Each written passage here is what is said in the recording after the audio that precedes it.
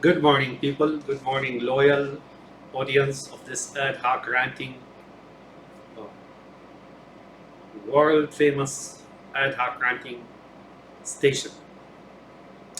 So, I heard some criticism that I'm talking too much about Obama, but am I sure? Oh, yes, I am sure. So, I decided to bring you an example today of what he did in the White House. Uh, Stick him up. Uh, I'm not, I, I will remind you of it. And people, tend to forget things with time, right? You may forget like real major events, but smaller events or variations on the events, people tend to forget. And the psychologists of Zion know that, right? So they commit something today and they uh, go against it and so on and so forth in public, while in private they're the perpetrators. And next day and like a month later, a year later, many people don't care actually. Because they're worried about their daily living and issues and so on. Anyways, do you recall when BP Amoco supposedly had a spill in the Gulf, like one of their deep water wells broke off and then started spewing oil underwater? And that was like a major event, right? Fact about that, it was not BP Amoco. BP Amoco had a subcontract for another offshore drilling company or oil company. They do subcontracting, right? But nonetheless, the media immediately capitalized on that. Don't let good crisis go to waste, right? And then they went like barking and attacking viciously, attacking BP Amoco. I would say this is a bad thing, right? Do you all remember the Valdez in the Prince William Sound and the damage it did to nature? Even till now, you can go there and then pull off those rocks on the beaches and so on, and you'll still find oil, right? So that's not good, folks. But nonetheless, for us, typical citizens, average, ordinary, all walks of life citizens, it's a bad thing, right? And the company should be accounted for it. But no, here's what happened. After the company was roughed up for a while, Obama, right, brings the CEO of the company, who's an English man. He's got an accent, right, English accent. Well, I got accent too, but he speaks native English, native dialect, England of England, not the U.S. or Australia. I forgot his name. He brings him to the White House, and what does he do? Shake down, right? He makes him commit and paid 30 billion dollars, $30 billion. B with a B, not an M. That's $30,000 million. Right? Now, I'm not the only one who's calling it shake down, as a matter of fact. One of the congressmen, and others too, right? But I remember this particular person, a Texas representative called, whose last name is Barton, I believe, Barton. I don't know if he's still a congressman or not, but he opposed the move. He called it shake down. Why? Because you want to go against the company. That's not how you do it. You go against them in court and then you make them accountable for what happened and the disaster and compensation for the US agencies that is going to do the cleanup, like EPA, for example, or whoever it is, and then compensate the damages for the damages incurred by the fishermen and those businesses that work around the Gulf, right? Whoever did, of course, you have to file a claim and then get compensated. But no, Obama brings him in, sits down with his panel, right, of Zion, right, and scare the guy off, and he commits for $30 billion. Now, I suspect that guy because usually if I'm the CEO, I would tell the guy right there and then that's Obama, right? I would pull my, counter, like, I can't do that. I'm the CEO of the company, but I can't just give you $30 billion, right? So it has to go through proper channels. But no, now this money, here's where it goes. This money, $30 billion, nobody knows where it went. a Zion person, Israeli person, was appointed on it. Hush, hush. And it disappeared, right? You can go now and try to trace it. You will not be able to trace it. You can go now and try to trace it and immediately get attacked by the Israelis. Why?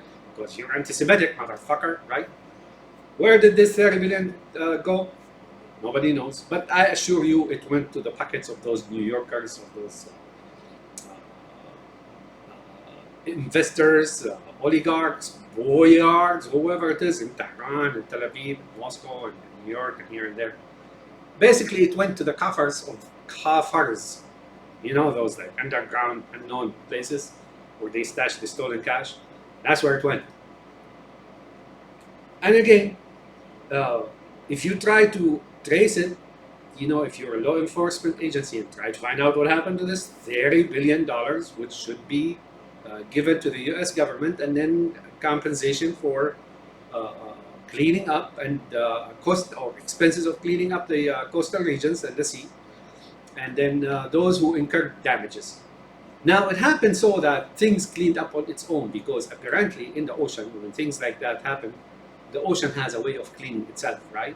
Not completely. You will still find here and there, you know, like remnants of oil, but it does evaporate, as a matter of fact. Nature still incurs damages, but apparently it's not something that you can catch up with and clean up, right? So really, the government didn't spend money on cleaning up. If they spend anything, they spend very little, right? And I heard there was some damages that were incurred by fishermen. I don't think they got money. One of them apparently committed suicide or something like that. Well, that's what I heard on the news, right? Who owns 2 fishing boats, and they stopped and basically just couldn't pay his bills anymore, or loans, shocking, you know, like usury, misery, and abusery, right? So where is this money? Not one person who will remember and is concerned with the affair as much as I am, and there are a lot of people, or so many people, who are interested and inquisitive about the affair or that event, who didn't question the money, but perhaps they just forgot it a long time because there's nothing they can do about it, remember? So here's your evidence, folks. The White House, bam, right? You know, like $30 billion. And again, I'm telling you that I am suspicious of the company's executive at that point, and perhaps other executives, co-executives, or vices, and so on. You know, they could easily say no, right? And then resort to arbitration or court, or arbitration, or whatever due process. And then Barton actually made mention of it as being shaken down, and he was like upset about why, because if anyone incurred damages, it's Texas and Louisiana, and he's from Texas. So now Texas is probably bearing expenses, right, of the cleanup, and then somebody else just siphoned off the money. Maybe that's why he was mad, right? And then I could notice in the media there was a campaign against him, you know, defamation and stereotyping, and so on and so forth. I don't know what happened afterwards. I don't know if he's still in the Congress or not, but the guy was right, you know. Now, who is in the company? Or I think on the board of directors, an Israeli called Boone Pickens. Remember the guy who just died?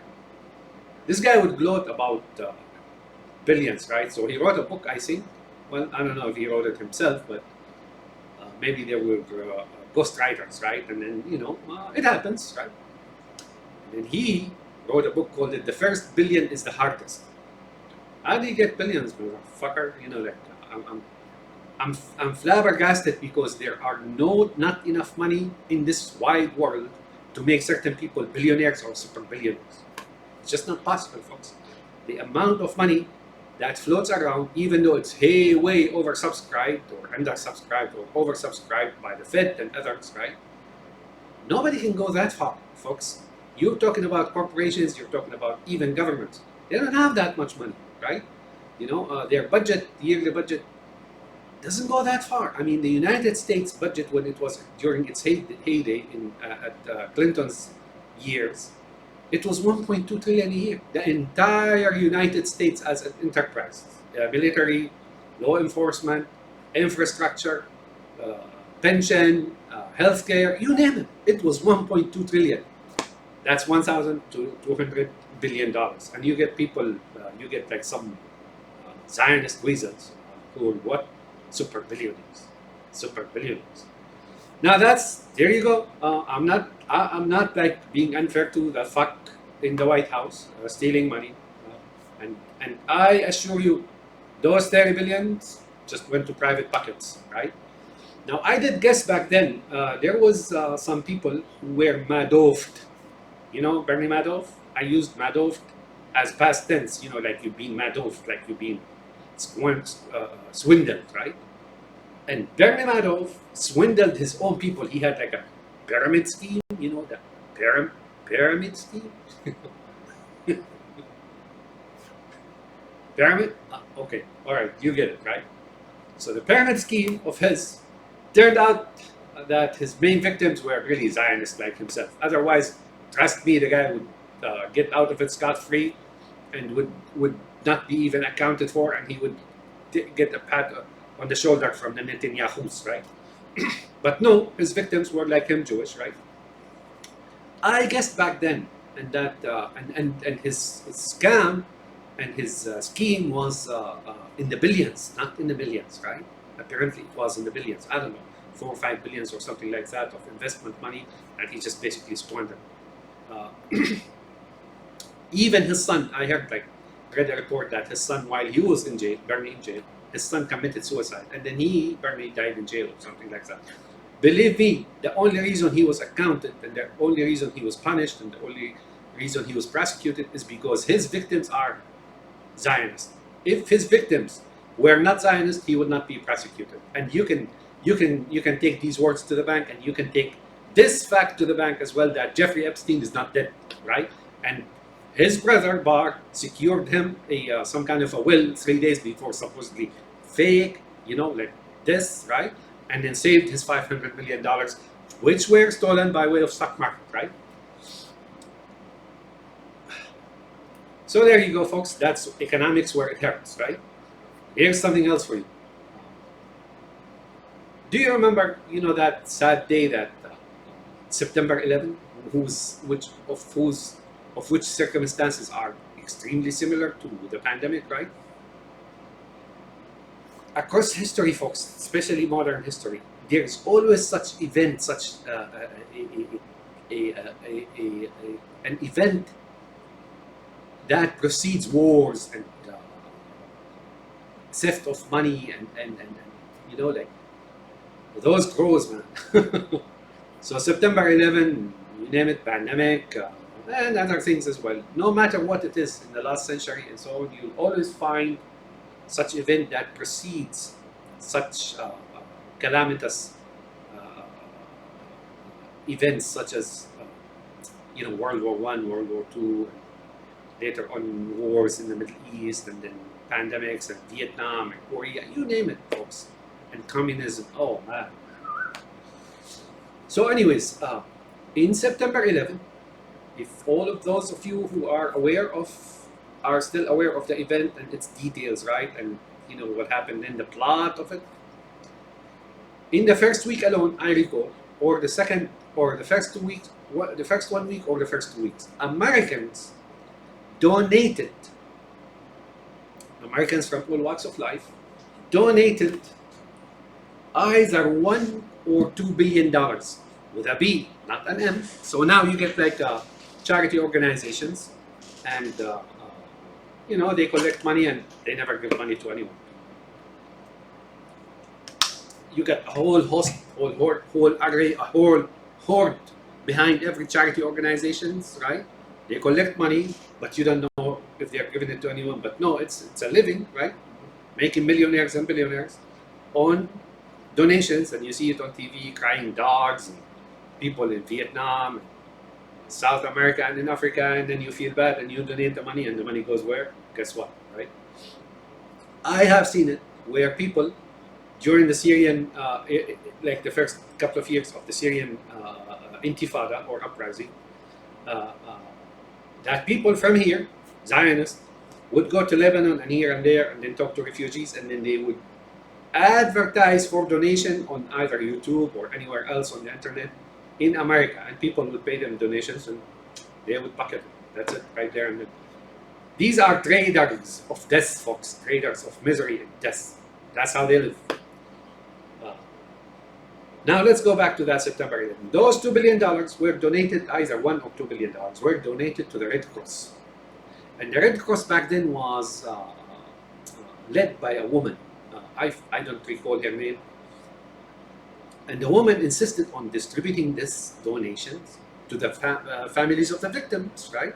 Sure, they're going to become millionaires, but guess what?